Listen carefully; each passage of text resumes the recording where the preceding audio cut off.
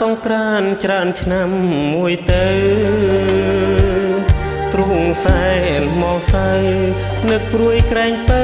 ឆាប់ភ្លេចរឿងដើមរឿងបាត់ដំបងចងតួងដង្ហើម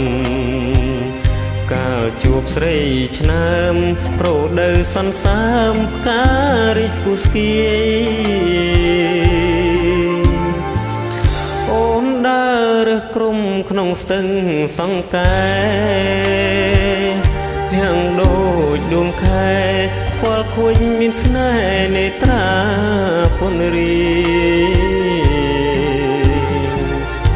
ហាត់ថាខ្ជិលហងសងខ្មៅរំសាយបងគុណមិនណាយក្លិនខ្លួនឆោមឆាយរីសំណាញ់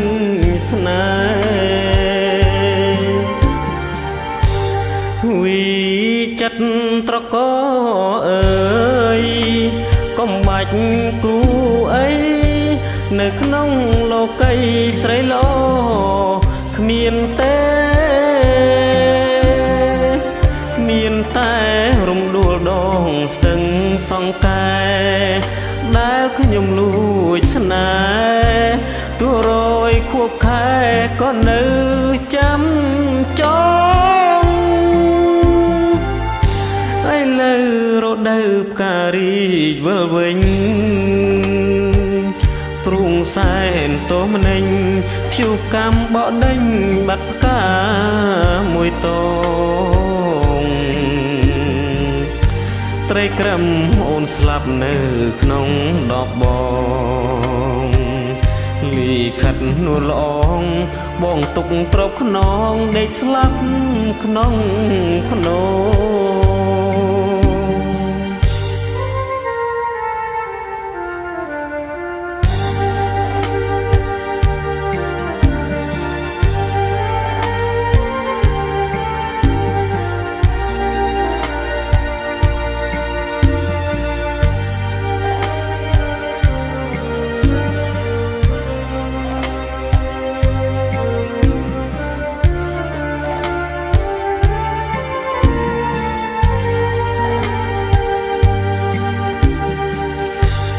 វី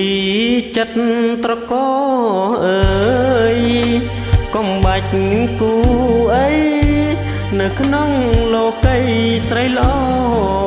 គ្មានទេមានតែ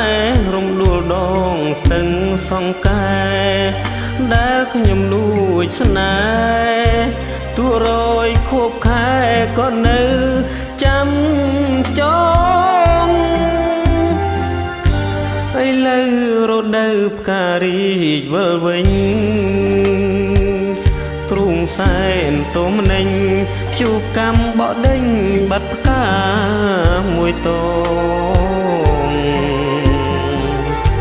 ត្រីក្រឹមអូនស្លាប់នៅក្នុងដបប